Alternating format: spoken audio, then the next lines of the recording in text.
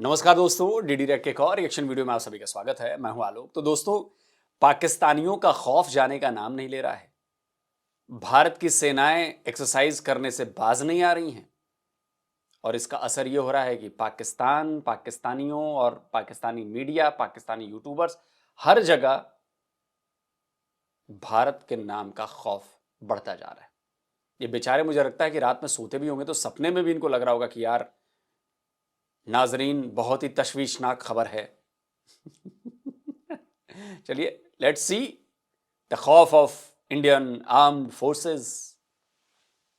नाजरीन, मैं हूं डॉक्टर फिजा अकबर खान और मैं हूं पाकिस्तान। आज मोदी ने खित्ते को एक ऐसी जंग की जानिब धकेलना शुरू कर दिया जिसका असर पूरी दुनिया पर होगा, जिसका असर हर मुल्क के हर फर्द पर होगा, जिसकी लपेट में हर मुल्क आएगा। मोदी इस वक्त यजीदे वक्त बन चुका है, शद्दाद बन चुका है, फिरौन बन चुका है। एक बार फिर से भारतीय जारियत का मुंह बोलता सबूत के भारतीय फजाइया वो पाकिस्तान की सरहद पर आ चुकी है और उनके लड़ाका हथियारों की जानिब से पाकिस्तानी बॉर्डर पर बमबारी, जिसमें राफेल त्यारे, जैगुआर और दीगर फ्रंट लाइन त्यारे जो हैं वो इस वक्त पाकिस्तानी सरहदों पर आ चुके हैं। फजाई हदूद को अचानक से अबे अकल के अंधे, अबे हूतिये, पाकिस्तानी सरहद पर आ गए हैं।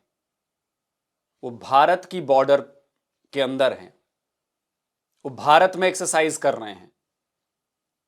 तुम्हारा पिछवाड़ा क्यों चल रहा है बे? वो सिर्फ पाकिस्तान का बॉर्डर नहीं है ना, वो भारत का भी बॉर्डर है।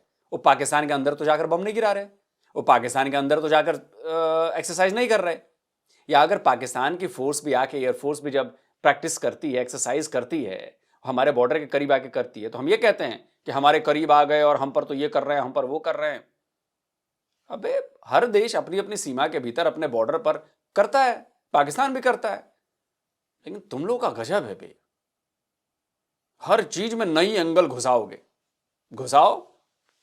अचानक से बंद कर दिया गया है और सूरत हाल इंतहाई लर्ज़ाखेज हो चुकी है। पाकिस्तान और भारत, बल्कि पूरा खित्ता इस वक्त एक टेंशन की लपेट में है। पूरी दुनिया कोशिशें कर रही है, दहशतगर्दी भी उसकी जारी है भारत की, और हालात ये हैं कि इतनी दिफाई पोजीशन पे है इस मामले में। अगले 3-4 दिन बड़े अहम है। हर चौथे दिन वो इस तरह की कोई जहरियत मुसल्लत करके आ जाते हैं सरहदों पर और फिर दुनिया आती है। वो भारत जिसने 7 मुल्कों में दहशतगर्दी करवाई, जो रोज़ पाकिस्तान में दहशतगर्दी करवाता है। जाफर ट्रेन हमारे साथ, एक्सप्रेस हमारे सामने है। तो असल बात तो यही है कि होश के नाखून लें और रहम करें। इंडिया को इतनी इंसानियत नहीं है इसके अंदर, मोदी के अंदर। वैसे तो बड़ा बन रहा है, मैं बहुत बड़ा प्रेसिडेंट हूँ। क्या है प्रेसिडेंट? इतनी हिम्मत है तो मुझे मार के दिखा। हम में इतनी हिम्मत है कि हम एक बंदा भी, मुझे बम लगा दे आर्मी, मैं खुद इंडिया पूरा तबाह कर दूंगा। हमें मौत से डर नहीं लगता। बट बेसिकली हम चाहते यही है कि पुरअमन तरीके से इस बात को हल किया जाए, ना कि जंग की जाए। अगर जंग की बात होगी, तेरे को मौत से डर निकता? तेरा बाप इन 93,000 में शामिल होगा। नियाजी के औलादे हैं, इनकी पतलूनें उतारी थी हमने। उसको डर कहते हैं बच्चे, खौफ कहते हैं उसे। और तुझे मरने से डर नहीं लगता तो हमें मारने से डर नहीं लगता। समझा? 78 साल से कौन से बिल में घुस के छुपा हुआ था? जाके अपने बाप से पूछना, आसिम मुनीर से, कि क्यों नहीं आजाद करा लेता कश्मीर। और ज्यादा चुल मच रही है पिछवाड़े में तेरे, तो आजा, फिर आ जाना, जम्मू कश्मीर आ जा। तू भारत छोड़, तू जम्मू कश्मीर आ जा। फिर तुझे बताते हैं कि डर किसे होता है, डर किस चिड़िया का नाम है। समझे? बात होगी तो हम खुद बम लगा के टैंकों के नीचे बैठ जाएंगे। ये इनको पक्का है कि पाकिस्तान की कौम एक एक बच्चा डरता नहीं है और ना डरेगा। क्या बातें हुई आपकी टीटीपी के साथ? ये एक छोटा सा मामला है जो मेरे ख्याल में ज़रूरी नहीं है। मैं कुछ एक बड़ा मामला सोचें क्या है। क्या कहा था टीटीए को, तहरीक तालिबान अफगानिस्तान को, जो इंटरमीडियरी है, जो मीडिएशन के कोशिश में निकला है। वो कहने लगे हम बात करेंगे पाकिस्तान के साथ 3 शर्तों पे।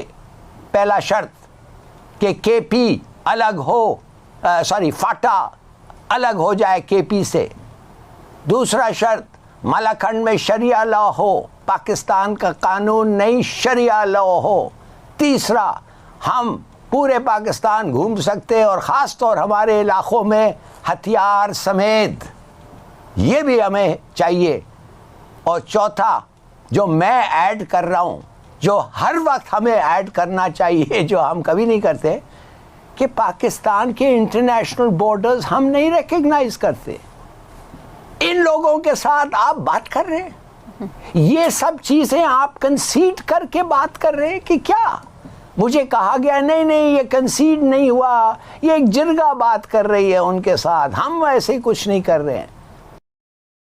आप जिरगा को सपोर्ट कर रहे हैं, एडवाइस कर रहे हैं, और जिरगा आपको रिप्रेजेंट कर रहा है, और आप समझते हैं हर वक्त बातों से कुछ हो सकता है, इनके साथ बातों से हो सकता है।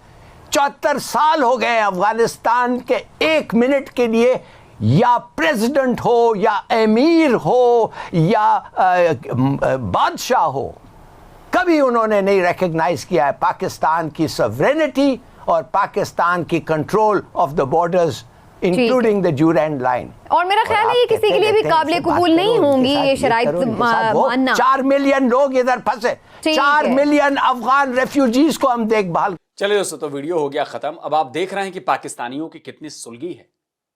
जफर हिलाली क्यों इतना हिला हुआ है?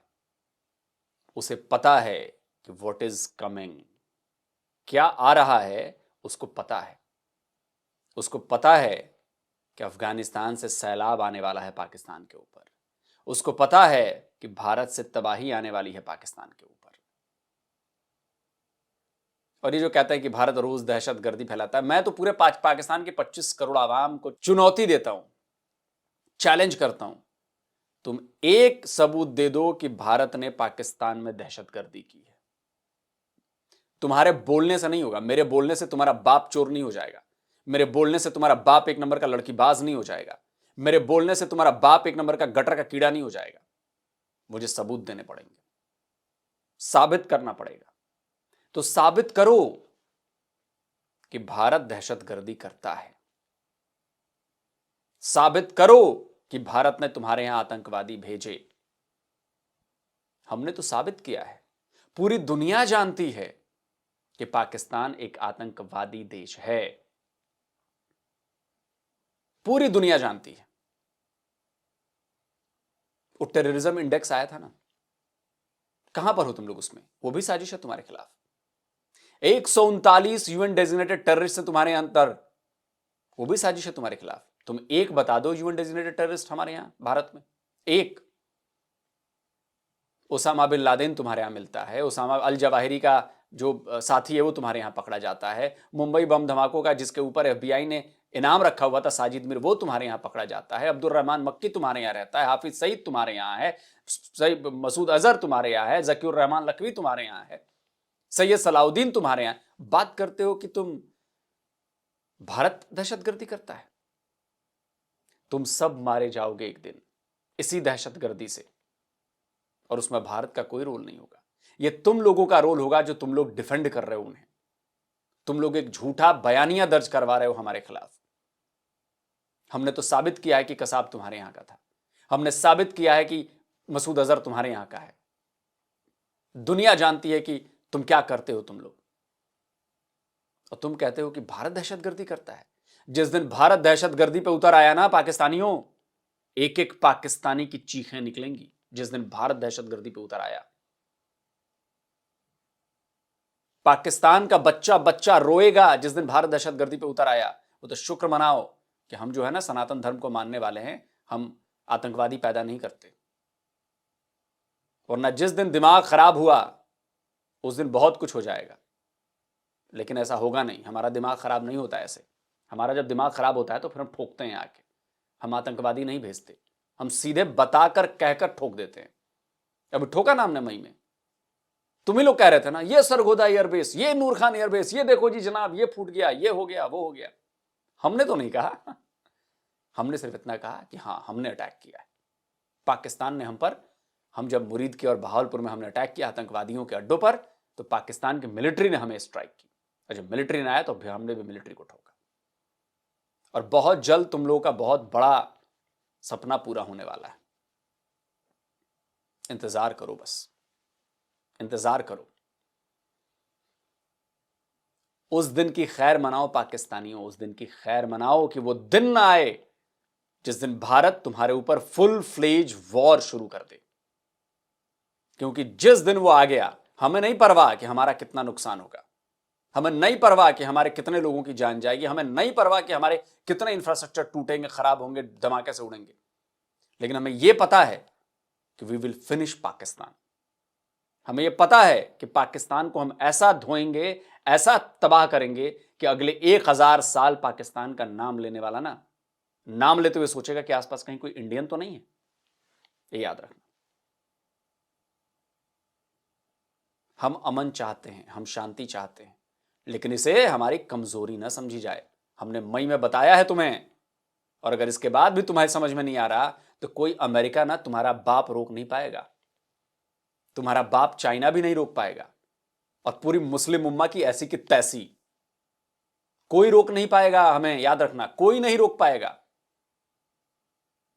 तो वो दिन मत आने दो, शांति लेकर आओ, अमन लेकर आओ। हमारे खिलाफ साजिशें करोगे, अब वो जमाना गया कि हम तुम्हें छोड़ देंगे, हम तुम्हें नहीं छोड़ेंगे। अपनी कंट्री के बारे में सोचो, अपनी कंट्री को डेवलप करो।